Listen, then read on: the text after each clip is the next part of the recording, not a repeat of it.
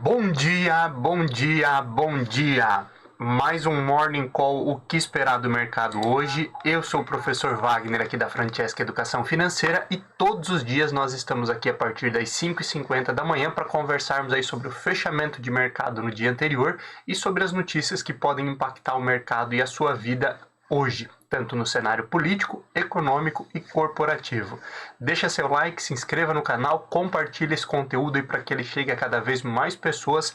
Lembrando aí que o YouTube entrega esse conteúdo para mais pessoas quando ele entende que isso é relevante. E também acesse um dos nossos grupos de WhatsApp para receber esse material em PDF para consultar a qualquer momento do seu dia. Não tem o material? Me manda uma mensagem, um direct lá no @francescwagner ou deixa no comentário aqui do vídeo também, que eu te encaminho o link de um dos nossos grupos aí para que você possa acessar e ter esse material o dia inteiro também de forma gratuita.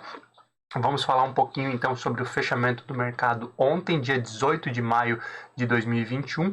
Hoje, já dia 19, muita notícia interessante e muita coisa que pode impactar o nosso dia a dia. Ontem aí, em um dia aí de muita realização de lucros, inclusive no Brasil aí, o pessoal aproveitando realização de lucros em relação a empresas de commodities como Vale, Petrobras e outras empresas, mas ainda assim tivemos uma leve alta, na verdade uma lateralização do índice Ibovespa, né, que descolou novamente das bolsas mundiais, enquanto as bolsas caíram. Nós tivemos uma lateralização positiva e continuamos aí muito próximo aos 123 mil pontos. Continua, obviamente, aí no centro das atenções dos especialistas e investidores a CPI da Covid, que ouviu ontem aí o ex-ministro Ernesto Araújo das Relações Exteriores, e o ex-ministro em depoimento ontem disse que não provocou nenhum atrito em relação à China, lembrando que houve aí diversas conversas nesse sentido aí durante o governo e durante os dias que antecederam o depoimento dele na CPI. Ele também deixou bem claro que a importação da cloroquina foi um pedido do Ministério da Saúde, colocando em xeque aí, então, o Eduardo Pazuello, que deve depor no dia de hoje. E só lembrando, então, lá no início da pandemia, né, foi feita uma grande compra, uma grande aquisição ali, inclusive por preço bem acima do valor normal, cerca de 400% acima, uma grande aquisição aí de matéria-prima para a produção de cloroquina. E segundo então o ex-ministro aí das Relações Exteriores, isso aí foi feito a pedido do Ministério da Saúde, que na época era comandado aí por Eduardo Pazuello. Também ele foi questionado ali e não trouxe boas respostas em relação à missão do Brasil lá em Israel. Lembrando, alguns meses atrás, o Brasil enviou uma comitiva para Israel para ver, né, falar ali sobre o spray de tratamento ali para Covid-19, né? É um spray que está em fase de teste lá em Israel e na ocasião, além de todo o deslocamento da comitiva, viagens e tudo mais, ao chegarem lá por conta da pandemia, teriam que se manter aí alguns dias em isolamento. Isso não estava previsto nos planos do governo e infelizmente, ninguém da equipe econômica, da equipe de saúde ou mesmo das relações exteriores conseguiu ver na prática o estudo e os testes em relação a esse spray aí para tratamento aí na viagem que foi feito para Israel. A boa notícia aí do dia de ontem, ela vem por conta aí de o Ministério da Economia olhar com uma boa perspectiva à alta em relação ao PIB do Brasil para 2021. Nós já tivemos aí nas últimas semanas o relatório Focus, trazendo uma perspectiva de alta em relação ao PIB do Brasil no ano de 2021, e agora o Ministério da Economia também começa a revisar para cima essa estimativa, o que obviamente aí é um bom sinal de retomada para o país. Já olhando aí lá para fora, né? Continuamos aí de olho na ata do FOMC, que é basicamente a ata do Copom, a ata de reunião do FOMC, que deve falar aí simplesmente sobre política monetária, aumento ou não da taxa de juros e a possibilidade de mudanças aí na regra do Fed, do Federal Reserve, o Banco Central lá dos Estados Unidos, de continuarem ou não com a recompra de títulos, que é um compromisso aí do Fed desde o início da pandemia. Muito esperada essa situação, principalmente aí por toda essa ansiedade do mercado e pelo fato aí de a inflação lá nos Estados Unidos ela está acima do centro da meta. Muita gente acredita aí que o Fed possa, a partir disso, ter realmente um aumento de taxa de juros ou mudar a sua política aí de recompra de títulos, que obviamente impactaria aí não somente nos Estados Unidos, mas no mundo inteiro, visto aí que nós temos diversos países na mesma situação. Então, hoje tem a tão aguardada ata do FOMC e, obviamente, os mercados ontem também estavam estressados aguardando esse momento. Olhando aí para a Ásia e para o Japão especificamente, o Japão foi uma das poucas bolsas aí que fechou em alta no dia de ontem, mas num dia aí de divulgação de um PIB mais baixo do que era esperado em relação ao trimestre anterior, e a Europa, mesmo com divulgação aí de um PIB dentro daquilo que era a expectativa do mercado, teve aí o indicador aí de desemprego, como nós falávamos ontem pela manhã, já abaixo da expectativa, e foram as notícias positivas do mercado. Obviamente, nenhuma delas conseguiu aí trazer ânimo aos investidores e, como eu já disse anteriormente, as principais bolsas mundiais fecharam em queda e nós podemos ver tudo isso agora em números. Ontem, o fechamento de Ibovespa, tivemos uma lateralização aí do índice, alta de 0,03 a 122.979 pontos. Continuamos aí muito próximo dos 123 mil pontos, né? As principais altas aí no país foram próximo disso lá no mês de janeiro e fevereiro. O dólar continua caindo, ontem caiu 0,24% a R$ 5,25. Tivemos aí lá nos Estados Unidos a bolsa de tecnologia norte-americana Nasdaq caindo 0,56% a 13.303 pontos, S&P 500 caindo um pouco mais, 0,85% a 4.127 pontos, e Dow Jones caindo aí 0,78% a 34.060 pontos. Então, sofrendo bastante também as bolsas norte-americanas, por isso que o Brasil se descolou, porque justamente aí o Brasil normalmente acaba seguindo aí a tendência das bolsas norte-americanas. Olhando para a Europa, o euro aí teve uma alta de 0,06%, se mantendo aí na casa de 6,41, enquanto aí nós tivemos a Alemanha caindo 0,07% a 15.386 pontos, França caindo 0,22% a 6.353 pontos, e o Reino Unido aí lateralizando também uma alta de 0,02% a 7.034 pontos. Reino Unido aí reverberando muito a questão do PIB, que foi obviamente próximo daquilo que se imaginava, mesmo com queda, mas muito próximo do que se imaginava, mas também trazendo aí como lado positivo a redução da taxa de desemprego no país. Olhando para a Ásia, como nós já falávamos ontem pela manhã, a China teve uma queda de 0,04% a 14.450 pontos, e o Japão teve uma alta de 2,09%, chegando aí a 28.406 pontos no dia de ontem.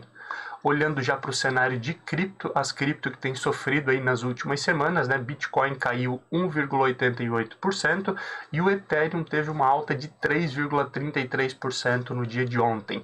Já o petróleo futuro, que também tem oscilado bastante, principalmente aí por conta de divulgação aí de medidas restritivas. Ontem tivemos nos Estados Unidos também a divulgação do estoque bruto de petróleo, e o Brent fechou a $60,53, pouco mais de $1 de queda em relação ao dia anterior, e o WTI fechou também com queda aí próximo de $1 a $65,30 o barril. O índice VIX continuou subindo no dia de ontem, o índice do medo, principalmente aí por conta da volatilidade do mercado de ações norte-americano e essa expectativa em relação à divulgação da ata do FOMC, para saber aí se haverá mudanças na política monetária lá dos Estados Unidos. Ontem o índice subiu 8,22%, fechando o dia em 21,34 pontos. Lembrando que quanto maior esse índice, maior a volatilidade do mercado de ações e, obviamente, maior o risco. Olhando aí para metais futuro, o ouro futuro aí fechou praticamente estável no dia de ontem, aí próximo das suas máximas aí desde o início do ano, fechando a 1.869 dólares e 45 cents a onça. Alumínio futuro teve uma leve queda, chegando aí a 2.465 dólares e 50 cents, e o ferro refinado também aí recuando um pouquinho, olhando para o mercado futuro, chegando a 213 dólares e 23 cents a tonelada. Olhando aí para o fechamento do índice Ibovespa, as principais altas nós tivemos aí Cielo 3, que é Cielo, né, subindo 4,34%, Cielo chegou aí a R$ 3,84, Elet 3 subindo 3,03%, chegando aí a R$ 40,80, TOTS 3 subindo 2,60% a 31,16, Elet 6 subindo também 2,32% a R$ 40,93. Vale a pena aqui ressaltar, e nós vamos voltar a falar sobre isso aí durante o nosso Morning Call, Elet 3 e Elet 6 subindo aí muito por conta da negociação em relação à MP de desestatização e privatização da Eletrobras, que no dia anterior aí havia tido algumas quedas, principalmente por conta aí de divergência entre o relator e o governo, e parte disso aí foi resolvida no dia de ontem, o que levou os investidores a olharem novamente com tom positivo para a privatização aí da Eletrobras. Localweb, que também vinha aí desde o início aí da sua entrada no índice Ibovespa acumulando quedas, ontem subiu 2,02%, fechando o dia em R$ 23,23. Olhando aí para as principais baixas do índice Ibovespa, tivemos EZTEC-3 caindo 4,78%, fechando o pregão em R$ 31,61. BRKM5, que é Braskem, que vinha aí de fortes altas, caiu ontem 3,64%, talvez um movimento de correção, chegando aí a R$ 51,80.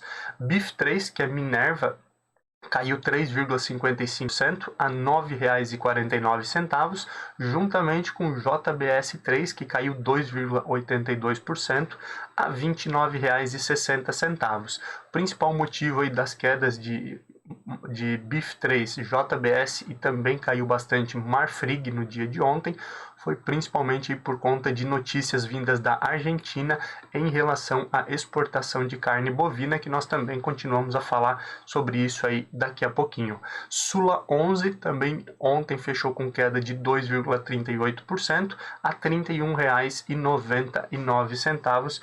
Essas aí foram as principais altas e baixas do índice Ibovespa no dia de ontem. Novamente aí temos no Brasil um momento aí sem muitos indicadores a serem divulgados no momento. Podemos então ficar de olho principalmente na agenda internacional, onde nós temos aí o índice de preços ao consumidor e índice de preços ao produtor, IPC e IPP, lá no Reino Unido, também aí por conta dessa questão da inflação. Obviamente foram índices que já foram divulgados aí pelo horário, e o IPC, que é a inflação basicamente, né, o índice de preços ao consumidor, teve nova alta, e o Reino Unido aí também agora se preocupando nesse sentido, uma alta da inflação aí, a maior delas aí no último ano. Também nós temos ali na zona do euro a divulgação do relatório de análise de estabilidade financeira do Banco Central Europeu. Esse é um relatório aí que ele é apresentado 2 vezes por ano pelo Banco Central Europeu e fala basicamente sobre as ameaças aí existentes para a estabilidade financeira da zona do euro. Obviamente, esse também é um relatório importante que deve analisar essa questão de inflação e políticas monetárias que podem ser tomadas para manutenção da retomada econômica lá na zona do euro. Hoje também nós temos divulgação do IPC, Índice de Preços ao Consumidor na zona do euro, estoque de petróleo bruto nos Estados Unidos, a ata da reunião do FOMC, que nós estamos falando aí desde a semana passada, uma grande expectativa do mercado com relação a essa divulgação, e a taxa preferencial de empréstimos na China, que basicamente é como se fosse a nossa Selic, né? É a divulgação da taxa básica de juros também lá na China. Lembrando que isso também pode impactar o mercado chinês, principalmente porque lá nós já temos aí um aumento na inflação, a inflação mais alta dos últimos 7 meses. Isso também pode impactar aí o governo chinês olhar para uma possível alta aí em relação à sua taxa de juros. Olhando aí para o cenário político, continuamos aí no radar, como eu já falei na abertura do nosso Morning Call, com a CPI da Covid. E ontem, aí, após o depoimento do Ernesto Araújo, ex-ministro aí das Relações Exteriores, colocando a culpa, vamos dizer assim, né, de muitas coisas no Ministério da Saúde, hoje é o dia de depoimento aí do Eduardo Pazuello. Lembrando, Eduardo Pazuello foi o ministro da Saúde que ficou mais tempo ali no cargo, principalmente durante o período da pandemia. Ele já vem sendo investigado aí por uma ação administrativa em relação a algumas tomadas de decisões, como foi o caso ali lá da falta de oxigênio em Manaus, aquisição da cloroquina, entre outras coisas, e ele solicitou um habeas corpus que foi aprovado pelo ministro Lewandowski do STF, e ele pode se calar durante a CPI e também não pode ter voz de prisão dada durante aí o seu período de depoimento na CPI da Covid, mas obviamente isso deve impactar bastante o mercado aí no dia de hoje, o depoimento aí de Eduardo Pazuello. Após alguns depoimentos também, senadores pedem agora a quebra de sigilo de Carlos Bolsonaro, o filho do presidente, né, vereador ali no estado de São Paulo. Carlos Bolsonaro,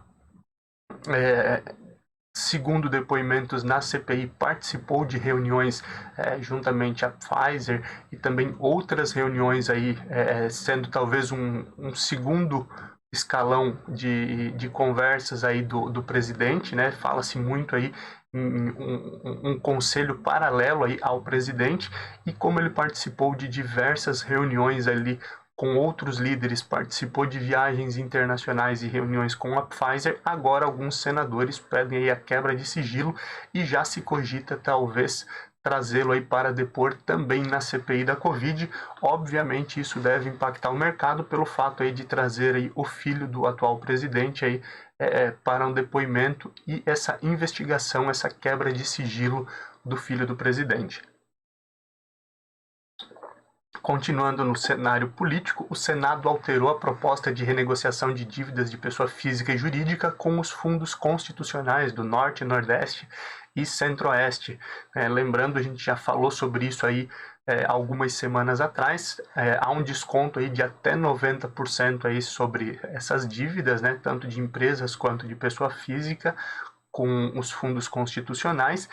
Como houve uma mudança na lei em relação ao Senado e houve um atraso aí nessa votação aí do Senado, caso a Câmara não aprove, não vote até o dia 27, na próxima semana, o texto acaba caducando e aí tudo que foi feito aí vai por água abaixo. Lembrando aí que essa situação foi colocada ali em um outro momento já, essa renegociação de dívidas com os fundos constitucionais, inclusive aí reduzindo aí, como eu falei, em 90% aí o valor das dívidas e reduzindo também ali a arrecadação do governo como um todo. O Centrão, ele cobra aí o governo principalmente por uma falta de autonomia da ministra da Articulação, a Flávia Arruda, né? Lembrando que o governo do presidente Jair Bolsonaro, principalmente aí para conseguir aí muitas das votações na Câmara e no Senado, teve que se adequar e se unir, dar mais espaço ao famoso Centrão, que desde das épocas mais remotas normalmente controla boa parte das duas casas do Legislativo, né? E com essa situação eles pedem aí e cobram que o governo dê mais autonomia para a ministra Flávia Arruda, que vem sofrendo aí ingerência de outros ministros, né? Então automaticamente aí é uma certa perda de poder do governo do presidente Jair Bolsonaro em função aí das concessões necessárias aí para aprovação da negociação para aprovação aí com Câmara e Senado, e obviamente essa cobrança também causa um desgaste aí entre legislativo e executivo, desgaste que já está bem grande aí por conta da CPI da Covid e diversos outros problemas. E o ministro, aí para finalizarmos a parte política, o ministro Lewandowski, também do STF, ele negou o habeas corpus ali da Mayra Pinheiro. A Mayra Pinheiro é considerada aí a secretária cloroquina, né? A médica aí que defendia muito. Falamos sobre esse pedido dela de habeas corpus e também o pedido dela aí de que seus advogados, que a sua defesa aí pudesse estar presente, auxiliando ela durante a CPI, com receio principalmente da agressividade aí, da forma como os senadores estão se portando aí durante a CPI, e o ministro Lewandowski negou então esse habeas corpus. A princípio, amanhã, dia 20, é o dia do depoimento aí de Mayra Pinheiro, que também pode impactar bastante aí o cenário político e econômico como um todo. Voltando então e falando um pouquinho aí sobre economia, a Câmara aí proibiu até o dia 31 de dezembro desse ano ações de despejo, né, sejam em propriedades rurais ou urbanas, se for comprovado ali que a pessoa a ser despejada perdeu a sua renda por conta da pandemia. Essa, obviamente, pensando em medidas sociais, é uma medida importante e acaba também impactando aí as pessoas que têm principalmente aí imóveis de aluguel, né? E automaticamente não poderão aí, mover qualquer ação de despejo até o final do ano, se houver algum tipo de perda de renda por conta da pandemia.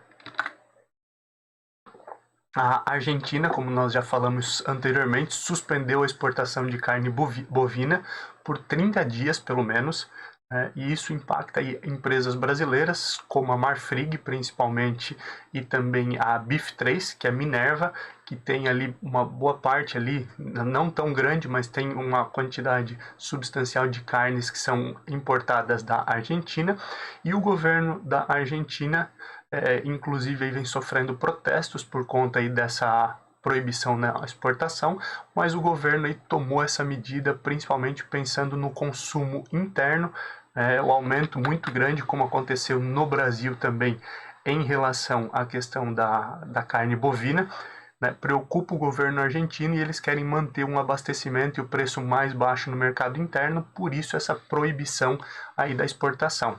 Normalmente com moeda desvalorizada, como também é o caso aí do peso argentino, muito mais desvalorizado do que o real brasileiro, sempre a exportação acaba sendo mais interessante para o produtor, porque ele recebe em moeda estrangeira, que sempre vai ter uma valorização maior em relação à moeda local nesses casos.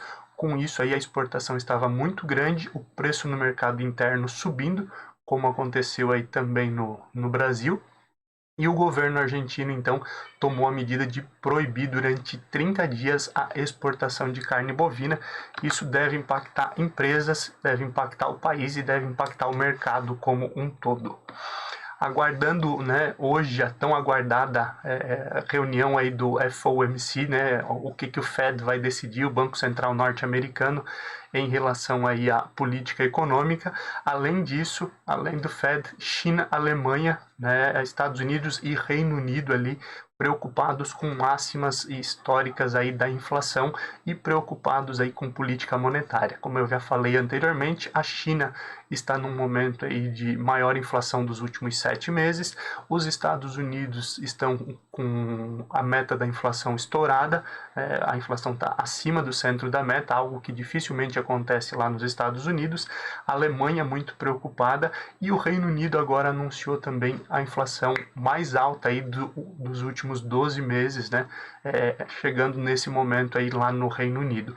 Com isso tudo, preocupação muito grande no exterior e essa preocupação também volta aí para o Brasil, onde inclusive aí muitas NTN-Bs, que são títulos do governo aí, atrelados à inflação, sendo negociadas por um receio aí de uma continuidade de inflação mais alta aqui no país e talvez o governo tenha que aumentar então mais a taxa Selic para segurar essa inflação. Obviamente é um cenário que não sabemos exatamente o que vai acontecer, mas são caminhos possíveis aí, próximos passos que podem acontecer no país. O Bitcoin perdeu aí cerca de 40% aí da sua valorização máxima, né, do seu pico, após as declarações, as falas de Elon Musk. E aí a gente traz isso aqui principalmente aí para lembrar da questão de respeitar o perfil de investidor, e não dá para colocar todos os ovos na mesma cesta, né?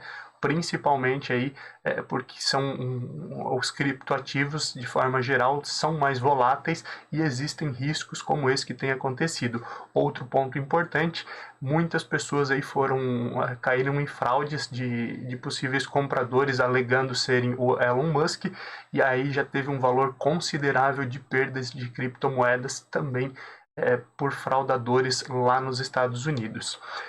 Olhando aí para a economia brasileira, especialistas dizem que o risco fiscal, o risco hidrológico e a pandemia são os principais fatores aí que devem segurar ou que podem segurar a retomada econômica do Brasil. O risco fiscal, muito aí por conta dessa volatilidade econômica, inclusive aí o fato de o Brasil ter gasto muito com a pandemia, tanto no ano passado como nesse ano, né? O orçamento ele está basicamente no limite. Boa parte do que foi economizado com a reforma da Previdência já foi gasto, se não tudo ou muito mais. Estamos em um momento de crise hidrológica, principalmente com reservatórios abaixo daquilo que era esperado. Aumento então aí na questão da conta de luz e a utilização de termoelétricas, e a pandemia, que ainda existe uma janela muito grande, inclusive aí com o Brasil sendo colocado como um local onde podem surgir novas variantes pela forma como foi tratada a pandemia até o momento e a baixa imunização que tivemos até o presente momento. Olhando agora um pouquinho para cenário corporativo, o relator da MP, lá que fala sobre a privatização da Eletrobras, ele mudou o texto, né? Ontem já falávamos sobre essa questão, e aí tivemos as ações da Eletrobras, como mostramos ali alguns slides anteriores, voltou a subir com uma perspectiva e uma boa expectativa de desestatização, que é o primeiro ponto, e depois a possível privatização da companhia. As principais mudanças ali ficaram por conta dos valores dos ganhos que a Eletrobras tem, os recebíveis, né, que continuariam aí com a Eletrobras. Lembrando que esse era um dos principais pontos aí que havíamos falado no dia de ontem, e aí com isso os recebíveis ficando totalmente para a Eletrobras, mesmo que ela seja desestatizada. Nós tivemos também informações em relação à Arezzo. Lembrando, a Arezzo tentou uma fusão com a companhia Hering, acabou perdendo a negociação ali para o grupo Soma, e o CEO da Arezzo diz que não vai acelerar nem frear qualquer agenda de aquisições, mas que obviamente aí a Arezzo está olhando para o mercado, ela quer ampliar também o seu portfólio e alcançar outras marcas. Isso pode acontecer através de outras fusões, mas que não irão acelerar nenhum ponto.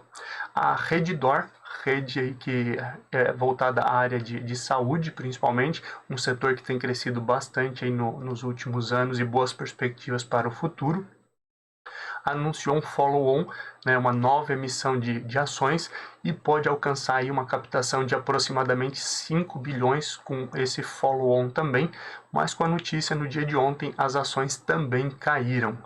Siderúrgicas, de modo geral, anunciaram aí que deve haver um novo reajuste aí próximo de 15 a 20% aí de reajuste, um novo reajuste aí, e isso obviamente deve impactar o IGPM e o IPCA. Lembrando que o IGPM é a inflação muito mais do atacado, é algo que pesa primeiramente aí para o atacado, e num segundo momento a gente sabe que os preços são repassados aí para o consumidor, então isso também pode influenciar o IPCA. O IPCA é a inflação geral do país, a inflação do varejo, e isso aí também impacta de toda forma a economia. A Pague Menos comprou a rede Extra Farma da Ultrapar. A negociação foi confirmada ontem no final do dia. Pague Menos, que já era uma rede muito grande de farmácias, abriu capital na bolsa aí há pouco tempo e agora anunciou essa compra da Extra Farma do grupo Ultrapar, e ontem tiveram aí quase 10% de alta nas ações da Pague Menos por conta aí dessa negociação. Olhando um pouquinho para cenário e para abertura de mercado hoje, 6h20 da manhã, falamos um pouco mais do que o normal. Nós tivemos aí fechamento das bolsas asiáticas. Hoje a China já fechou aí com alta de 0,23%, fechando o pregão a 14.484 pontos. Por outro lado, a bolsa japonesa volta a cair, ficou aí a 28.044 pontos, caindo 1,28%. Lembrando aí que já vinha de quedas consecutivas na Bolsa do Japão, e ontem ela teve uma retomada e agora voltou a cair. Não é somente no Japão, nesse momento aí 6h21 da manhã, olhando aí para a Europa, nesse momento o DAX na Alemanha cai 1,04%, o CAC na França cai 0,81% e no Reino Unido nós temos uma queda de 0,80% nesse momento. Olhando para o pré-market também lá nos Estados Unidos, nós temos aí Dow Jones caindo 0,40%, S&P 500 caindo 0,55% e Nasdaq caindo 0,97%, uma perspectiva em um primeiro momento de queda nas bolsas mundiais no dia de hoje. Óbvio, o mercado é soberano, as notícias do dia podem mudar muita coisa, principalmente aí com notícias aí vindas da ata do FOMC e a manutenção talvez aí de políticas econômicas, depende do que será divulgado ali nessa ata, e obviamente os demais fatores aí, olhando também para a Europa, isso também pode mudar o mercado durante o dia e termos alta durante o pregão, mas nesse momento o cenário que temos é de baixa. O Brasil deve obviamente aí acompanhar as bolsas internacionais, ele já se descolou 2 vezes, mas é um movimento aí que deve acontecer no dia de hoje, lembrando que o cenário interno pode favorecer um possível descolamento, uma alta, ou talvez trazer aí mais baixas aí em relação às bolsas internacionais, principalmente aí por conta de cenário político e econômico interno. Obrigado por mais um dia ter a sua companhia. Lembre-se, deixa seu like, se inscreva no canal, compartilhe esse conteúdo e acesse aí um dos nossos grupos de WhatsApp para receber esse material todos os dias antes das 7 horas da manhã. Obrigado, te vejo amanhã. Bons negócios. Tchau, tchau.